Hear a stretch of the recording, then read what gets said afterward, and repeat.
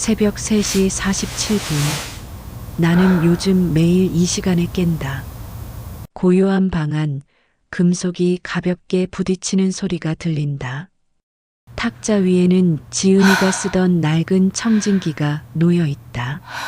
그 차가운 표면을 손끝으로 쓰다듬으며 나는 딸의 방문 틈으로 새어나오는 희미한 불빛을 본다. 지은이는 대학병원 레지던트 2년 차. 당직이 아닌 날에도 늦게까지 책상에 앉아 있다. 나는 그게 자랑스러우면서도 왠지 모를 불안이 가슴 한쪽을 짓누른다. 어제 저녁 지은이가 집에 돌아왔을 때 나는 현관에서 그 아이의 가방이 바닥에 툭 떨어지는 소리를 들었다. 평소보다 무거운 소리였다. 엄마, 배고파? 지은이는 그렇게 말하며 부엌으로 들어왔지만 눈은 나를 보지 않았다. 나는 미역국을 데우며 물었다. 오늘 힘들었어? 지은이는 고개를 끄덕였지만 대답은 없었다. 식탁 위에는 지은이가 사용하던 낡은 청진기가 놓여 있었다. 의대 입학 선물로 내가 사준 것. 스테인리스 표면에는 손때가 묻어 있고 귀에 꽂는 부분은 닳아서 고무가 벗겨져 있었다. 나는 그걸 집어들고 무심코 물었다. 이거 새 걸로 안 받고? 지은이는 잠시 멈칫하더니 조용히 말했다. 그냥 익숙해서요. 보다 나은 영상 제작을 위하여. 구독과 좋아요 버튼 꼭 부탁드립니다. 사흘 뒤 나는 지은이의 방을 청소하다가 서랍 속에서 영수증 뭉치를 발견했다. 약국 영수증이었다. 수면제, 진통제, 소화제. 날짜는 최근 석 달 동안 집중되어 있었다. 나는 가슴이 철렁 내려앉았다. 내 딸이 아픈 건가? 아니면 다른 누군가를 위해? 그날 밤 지은이는 또 늦게 들어왔다. 나는 거실 소파에 앉아 기다리고 있었다. 지은아, 너 요즘 몸 어디 안 좋아? 지은이는 현관에서 신발을 벗으며 고개를 저었다. 아니에요, 괜찮아요. 하지만 그 아이의 목소리는 떨렸다. 나는 더 물어보고 싶었지만 입이 떨어지지 않았다. 대신 나는 물 한 잔을 건넸고 지은이는 그걸 단숨에 들이켰다. 다음 날 아침 나는 지은이의 휴대폰에서 울리는 알람 소리를 들었다. 그런데 이상했다. 알람 메시지가 3시 47분 확인이라고 적혀 있었다. 새벽 3시 47분. 내가 매일 깨는 바로 그 시간. 우연일까? 나는 불안이 커지는 걸 느꼈다. 혹시 지은이가 나를 감시하고 있는 걸까? 아니면 내가 모르는 무언가가 이 집에서 일어나고 있는 걸까? 그날 나는 병원에서 전화를 받았다.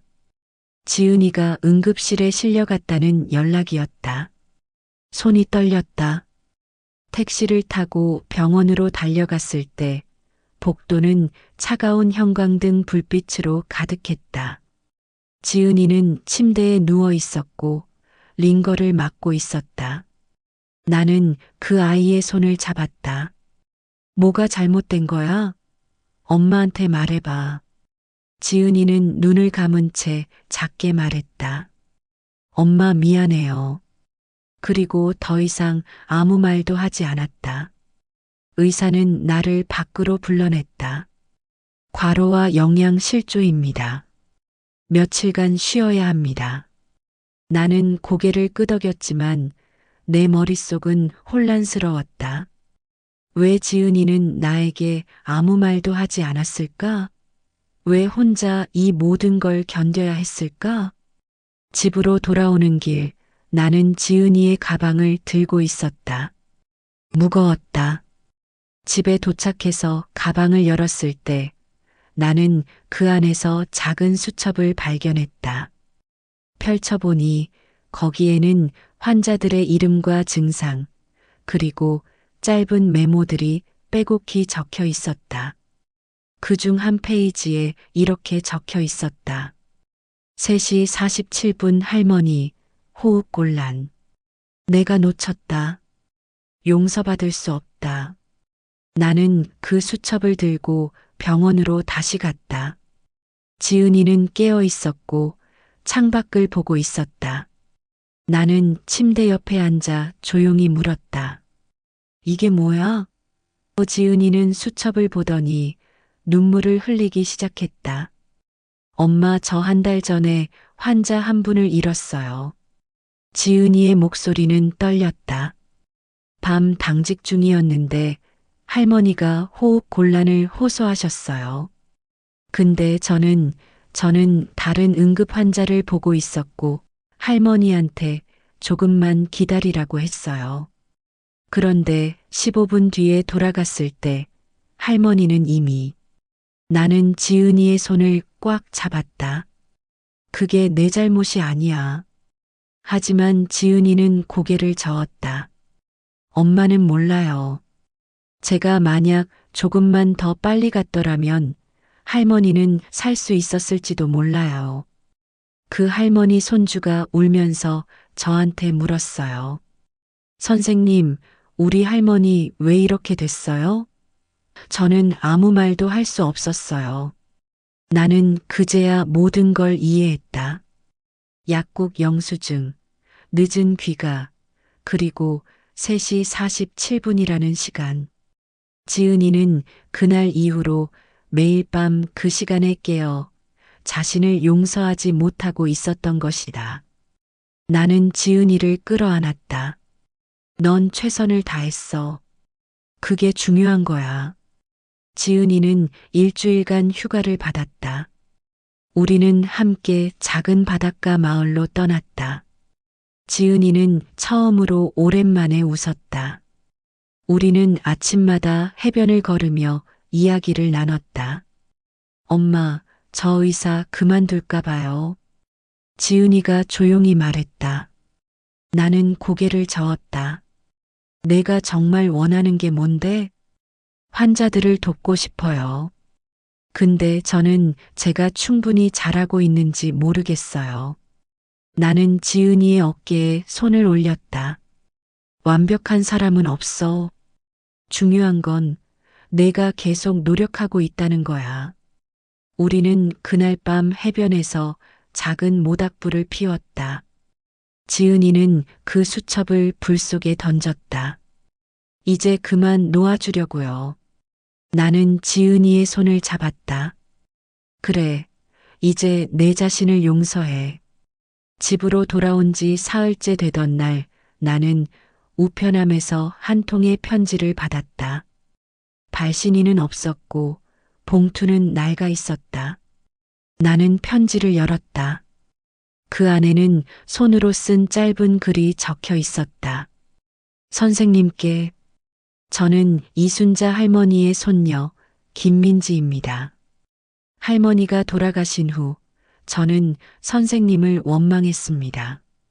하지만 할머니의 유품을 정리하다가 할머니가 남긴 일기를 발견했습니다. 거기에는 이렇게 적혀 있었습니다. 오늘 병원에서 만난 젊은 여의사 선생님이 내 손을 꼭 잡아주셨다. 그 따뜻함이 아직도 느껴진다. 선생님, 할머니는 선생님을 기억하고 있었습니다. 그리고 저도 이제 알았습니다. 선생님이 최선을 다했다는 것을요. 부디 자책하지 마세요. 나는 편지를 읽고 눈물을 흘렸다. 그리고 지은이의 방으로 갔다. 지은이는 책상에 앉아 공부하고 있었다. 나는 편지를 내밀었다. 이거 내가 읽어봐야 할 것 같아. 지은이는 편지를 읽고 한참 동안 말이 없었다. 그리고 조용히 말했다. 엄마, 저 그 할머니 기억해요. 손이 정말 차가우셨어요. 그래서 제가 따뜻하게 해드리려고 계속 잡고 있었어요. 지은이의 목소리는 떨렸다. 근데 저는 그게 충분하지 않다고 생각했어요. 그날 밤 나는 지은이와 함께 거실에 앉아 있었다. 우리는 오랫동안 이야기를 나눴다. 지은이는 처음으로 자신의 두려움에 대해 솔직하게 말했다. 엄마, 저는 항상 완벽해야 한다고 생각했어요. 한 번의 실수도 용납할 수 없다고요. 근데 그게 저를 더 망가뜨리고 있었어요. 나는 지은이의 손을 잡았다. 너도 사람이야. 실수할 수 있어. 중요한 건 그 실수에서 배우고 다시 일어서는 거야. 지은이는 눈물을 흘렸다. 그럼 저는 이제 제 자신을 용서해도 될까요? 나는 고개를 끄덕였다. 당연하지. 그리고 있잖아. 그 할머니도 너를 용서했어. 그 할머니의 손녀도 너를 이해했어. 이제 내가 너 자신을 용서할 차례야. 그날 밤 우리는 함께 식탁에 앉아 조용히 차를 마셨다. 그리고 나는 지은이에게 말했다. 있잖아. 나도 사실은 매일 밤 3시 47분에 깼어. 내가 힘들어하는 걸 알면서도 어떻게 도와줘야 할지 몰라서 두려웠어. 근데 이제 알았어. 내가 할 수 있는 건 그냥 내 곁에 있어주는 거더라. 지은이는 처음으로 환하게 웃었다. 엄마 고마워요. 일주일 후 지은이는 병원으로 복귀했다. 나는 그날 아침 지은이에게 작은 선물을 건넸다. 새 청진기였다. 이제 새로운 시작이야. 지은이는 청진기를 받아들고 한참을 들여다봤다. 그리고 조용히 말했다. 엄마, 근데 저 아직 옛날 청진기도 가지고 다닐래요.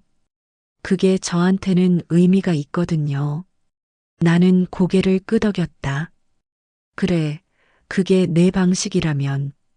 그날 밤 나는 새벽 3시 47분에 다시 깼다. 하지만 이번에는 불안하지 않았다. 나는 지은이의 방문 틈으로 새어나오는 불빛을 봤다. 그리고 알았다. 지은이는 지금 자신의 방식으로 치유되고 있다는 것을. 사랑은 있는 게 아니다. 고통을 이해로 바꾸는 것이다. 그리고 그 이해는 결국 우리를 더 강하게 만든다. 이런 따뜻한 이야기들이 여러분께 도움이 되신다면 구독과 좋아요 부탁드립니다.